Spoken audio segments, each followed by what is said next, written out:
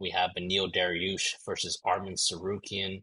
Beneil Dariush, 22-5-1.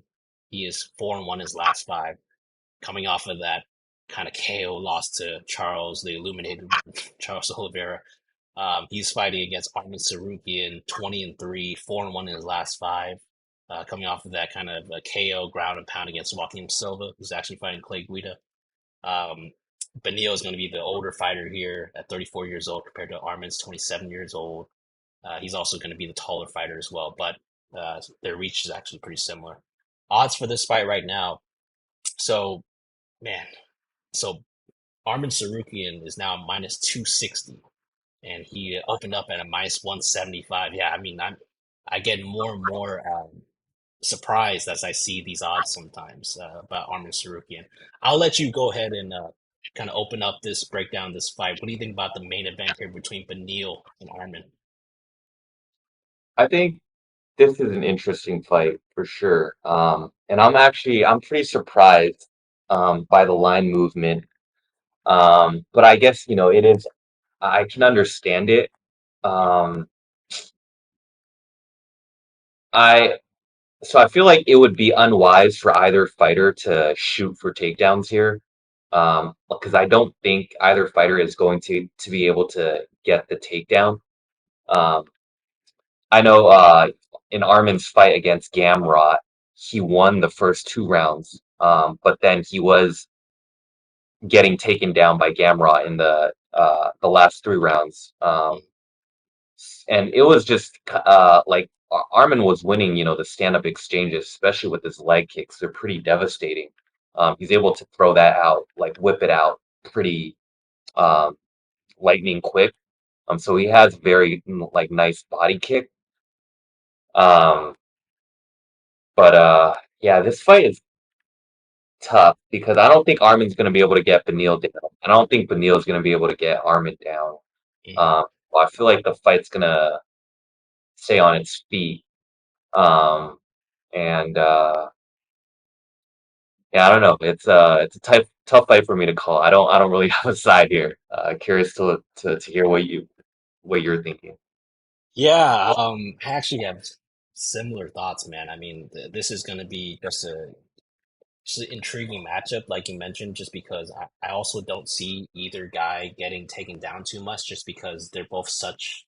I think actually their best attribute is their takedown defense and scrambling abilities, right? I Yep. mean, we saw that with Benny Dariush, where he fought Gamrot, kind of stuffing most of these guys' takedowns. Even when Gamrot was taking him down, he would like scramble back up, reverse position, then just like drop this dude. So like, Benny is no joke if you try to grapple him. So and Arman Tsarukyan kind of same way. I mean, fighting against Islam in his like I think that was like literally his first fight in the UFC.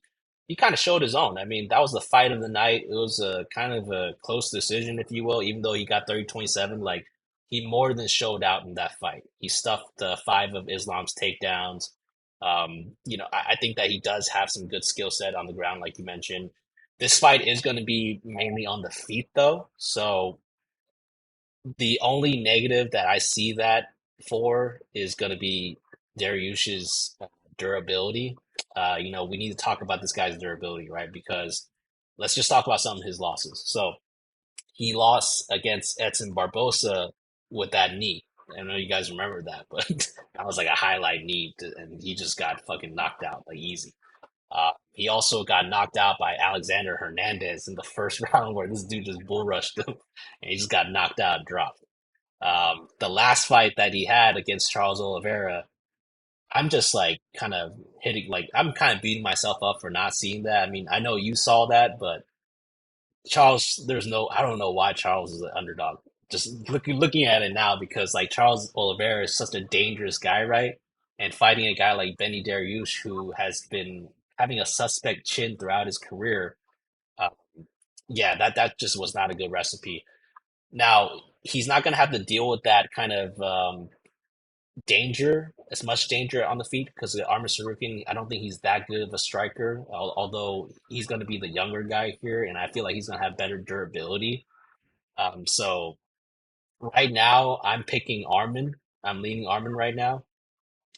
I am kind of scared to put him in a parlay just because like I feel like the last time I faded this Beneil Dariush guy was against Gamrot, and that's why I didn't look close at all, man. Like Gamrot, like Dariush was just like killing this dude.